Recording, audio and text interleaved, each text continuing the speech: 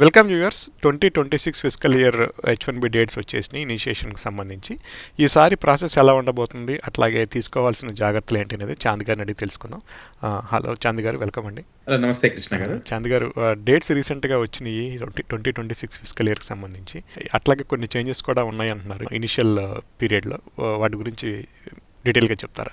So కొత్త administration, president Trump's administration వాళ్ళు dates అయితే అనౌన్స్ చేశారండి లాటరీకి. ఎవ్రీ ఇయర్ లాగానే ఈసారి కూడా మార్చ్లో ఉంటాయి.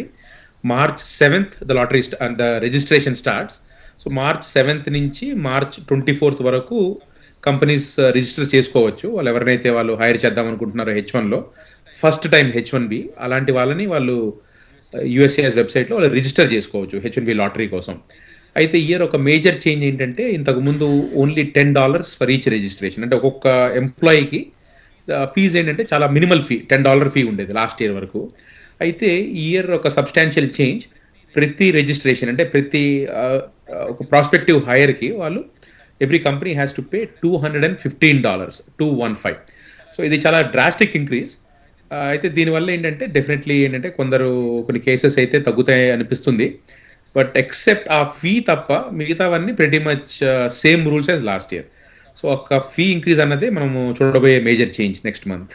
ఓకే చంద్ గారు, ఆల్రెడీ డేట్స్ వచ్చినాయి కాబట్టి అప్లికెంట్స్ ఎవరైతే ప్రిపేర్ అవుతున్నారో ఈ మార్చిలో సబ్మిట్ చేయడానికి వాళ్ళు ఎలాంటి జాగ్రత్తలు తీసుకోవాలంటారు? మెయిన్ థింగ్ ఏంటంటే definitely make sure you go to good company. So అదొకటి చూసుకోండి. ఎందుకంటే you have to do your own research about the company. So అది పెద్ద కంపెనీ చిన్న కంపెనీ అనేది ఇష్యూ కాదు USCISకి. What is important for USCIS is that company legitimate, is the job offer legitimate. అది ఇంపార్టెంట్. అది సో డెఫినెట్లీ ఏంటంటే మీరు మీ ఓన్ రీసెర్చ్ చేసుకోండి. Go only accept offers only from legitimate companies. At the same time companies కూడా మీరు చేయాల్సింది ఏంటంటే try to collect all your potential prospects passports. ఎందుకంటే పాస్పోర్ట్ ఇన్ఫర్మేషన్ వెరీ ఇంపార్టెంట్. ఎవరిదన్నా పాస్పోర్ట్ కనుక ఎక్స్పైర్ అయిపోయినా, ఒకవేళ నెక్స్ట్ కపుల్ ఆఫ్ మంత్స్లో ఎక్స్పైర్ అవ్వబోతున్నా, వెరీ వెరీ ఇంపార్టెంట్. ఇమీడియట్గా మీరు పాస్పోర్ట్ రెన్యువల్ చేయించుకోండి. ఎందుకంటే ఆ passport renewal is very important. ఎందుకంటే ఆ passport is the unique identifier. Passport number belonging to that particular person. అది మనకి ఏమవుతుందంటే దాన్ని చూసి మనకి రేపు లాటరీ తీయబోతున్నారు. సో పాస్పోర్ట్ వరకు జాగ్రత్తగా ఉంచుకుని మాస్టర్స్ కేటగిరీయా లేకపోతే రెగ్యులర్ కేటగిరీ, అది కూడా చాలా ఇంపార్టెంట్. చాలా మంది ఏంటంటే ఆ మిస్టేక్ చేస్తారు, రాంగ్ కేటగిరీలో ఫైల్ చేస్తామనేది. So people have to be very very cautious. వాళ్ళు ఒకవేళ they have a valid US masters, employers వాళ్ళని US మాస్టర్స్ కోటాలో అప్లై చేయాలి. అలాగే నాన్ US మాస్టర్స్ కేటగిరీ అయితే రెగ్యులర్ కేటగిరీలో అప్లై చేయాలి. సో ప్రాసెస్ అయితే వెరీ ఈజీ. రైట్ కేటగిరీలో ఫైల్ చేసుకోవాలి, రైట్ పాస్పోర్ట్ నెంబర్ తోటి ఫైల్ చేయాలి. నేమ్స్ దగ్గర ఎక్కడ మిస్ మ్యాచ్ ఉండకూడదు. అదొక్కటి జాగ్రత్తగా చూసుకుంటే the companies should not have any problem with pre registration. Last సెషన్లో మనం H4 EAD 540 days పీరియడ్ గురించి కొన్ని మాట్లాడుకున్నాం చాంద్ గారు. దీని గురించి కొన్ని క్వశ్చన్స్, కొన్ని కామెంట్స్ కూడా వచ్చినాయి. ఇప్పుడు ఎవరైతే ఈ ఇయర్ కావచ్చు, నెక్స్ట్ ఇయర్ కావచ్చు EAD కార్డ్స్ ఎక్స్పైర్ అయిపోతాయో వాళ్ళు ఆల్రెడీ జాబ్లో ఉంటారు. ఎక్స్పైర్ అయినాక కొన్ని నోటీస్ పీరియడ్ అనేది కూడా ఉంటుంది. ఎందుకంటే వాళ్ళకి వ్యాలిడ్ I-94 అనేది ఉండదు కాబట్టి EAD మీద. వీళ్ళు ఏ ప్రాసెస్లో సబ్మిట్ చేస్తే వాళ్ళకి 540 days వస్తుందండి? సో 540 days ఎక్స్టెన్షన్ అంటే దాని మీనింగ్ ఏంటంటే, ఒకళ్ళు EAD కార్డ్ ఎక్స్పైర్ అయిపోతుంది అనుకోండి, H4 EAD cards. So H4 EAD card expire అయిపోయిన తర్వాత some set of people will be eligible for 540 day extension. అంటే ఏమీ లేదు, వాళ్ళు EAD కార్డ్ ఎక్స్పైర్ అయ్యే లోపల వాళ్ళు ఎక్స్టెన్షన్ కోసం ఫైల్ చేసుకోవాలి. And that extension is not approved. So మీరు ఎక్స్టెన్షన్ ఫైలింగ్ జరిగిపోయింది, మీకు రిసీట్ వచ్చింది, అప్రూవల్ రాలేదు. అలాంటి పరిస్థితిలో if your H4 is still valid, మీకు ఏమవుతుందంటే you get a maximum of 540 days of automatic extension for your EAD. అంటే EAD కార్డ్ అప్రూవ్ అవ్వకపోయినా కూడా ఆ receipt copy will act as an approval for 540 days. But దానికి main criteria ఏంటంటే మీరు EAD card expire అయ్యే లోపల ఫైల్ చేయాలి.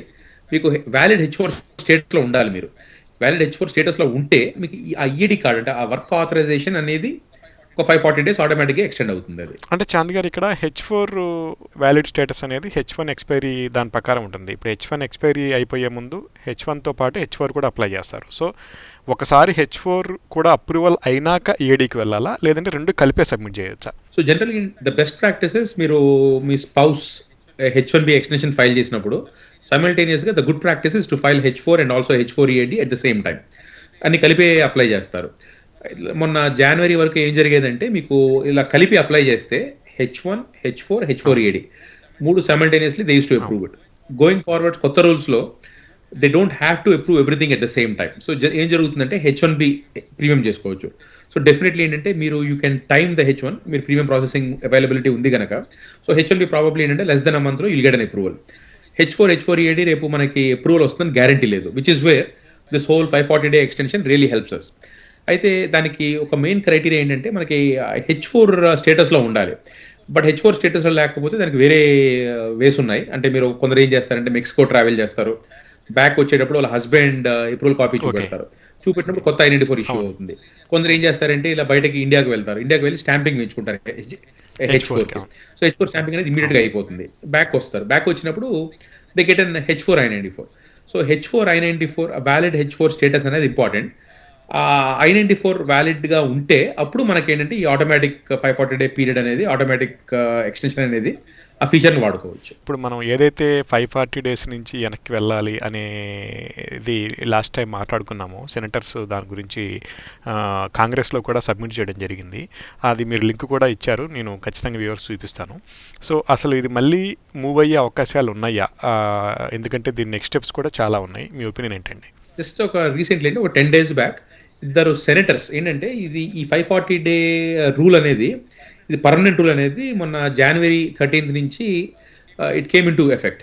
సో ఇది ఏంటంటే ఇది బైడెన్స్ అడ్మినిస్ట్రేషన్ వాళ్ళు వెళ్తూ డిసెంబర్లో ఈ రూల్ని ఫైనలైజ్ చేసి వెళ్ళిపోయారు. ఇది ఎఫెక్టివ్ డేట్ January 13th పెట్టి. అయితే ఇప్పుడు ఏం జరిగిందంటే జస్ట్ ఒక కపుల్ ఆఫ్ డేస్ బ్యాక్ ఇద్దరు Republican senators, senator Kennedy and senator Scott, వాళ్ళిద్దరు ఏం చేశారంటే ఇది కాంగ్రెషనల్ రివ్యూ యాక్ట్ అని చెప్పి ఒకటి రెజల్యూషన్ పెట్టారనమాట.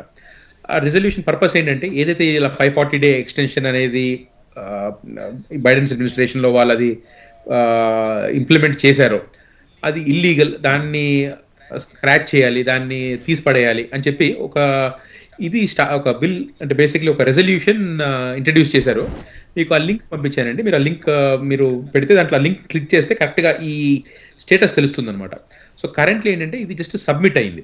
సో వాళ్ళు they are saying this 540 day this extension should be rescinded, తీసివేయాలని చెప్పి వాళ్ళు ఆర్గ్యూ చేస్తున్నారు. ఇది సెనెట్లో పాస్ అవ్వాలి, నెక్స్ట్ హౌస్లో పాస్ అవ్వాలి, నెక్స్ట్ ప్రెసిడెంట్ ఒప్పుకోవాలి. ఒప్పుకుంటే దట్ విల్ బేసిక్లీ టేక్ అంటే it will be effective and then the 540 day period will be gone. But realistic ఏంటంటే ఇది అప్రూవ్ అవుతానికి ఛాన్సెస్ తక్కువ, ఎందుకంటే there are so many priorities. నేనైతే అప్రూవ్ అవుతుంది అనుకోవట్లేదు. So it's a cumbersome process, అది తీసివేయాలి అంటే it's a huge process. So అంత ఈజీ అయితే కాదు. దట్ బీయింగ్ సెడ్, ఒక బిల్ అంటే అఫీషియల్గా కాంగ్రెస్లో this resolution has been done, అందుకు ఆ లింక్ ఉంది. సో జస్ట్ జనరల్గా ఏంటంటే మీరు ఆ లింక్ చూసుకోవచ్చు. But I'm very very positive, అది డెఫినెట్లీ పాస్ అవ్వదు. I think the 540 day extension more than likely is going to stay. Thank you so much Chand గారు. ఇంకొక లాస్ట్ క్వశ్చన్ అండి. ఇప్పుడు ఆల్మోస్ట్ మనం లాస్ట్ సెషన్ కూడా చేసి మోర్ దాన్ వీక్ డేస్ అయింది. ఈ ఐసీఈ రైడ్స్ అనేవి ఇంకా జరుగుతూనే ఉన్నాయి అక్కడక్కడ, కాకపోతే అంతకుముందు అంత అగ్రెసివ్గా లేవు. మీకున్న పరిధిలో మీ ఇన్ఫర్మేషన్ ఏమైనా చెప్తారా దీని మీద? చూడండి, అంటే నేను లైవ్ అంటే కొందరి దగ్గర విన్నాను, ఇలా టార్గెటెడ్గా వచ్చారు రెస్టారెంట్స్కి వచ్చి వాళ్ళని వీళ్ళు ఇంటర్వ్యూ చేశారని.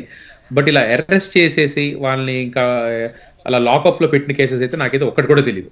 సో ఏంటంటే again what I'm hearing is that people are getting detained. అంటే ఏదన్నా ఇలా ఐస్ ఆఫీసర్స్ వచ్చినప్పుడు they're detaining people, they're asking questions.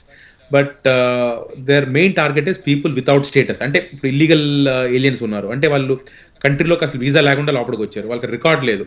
So దాంట్లో కూడా వాళ్ళు క్రిమినల్ హిస్టరీ ఉన్న వాళ్ళని టార్గెట్ చేస్తున్నారు.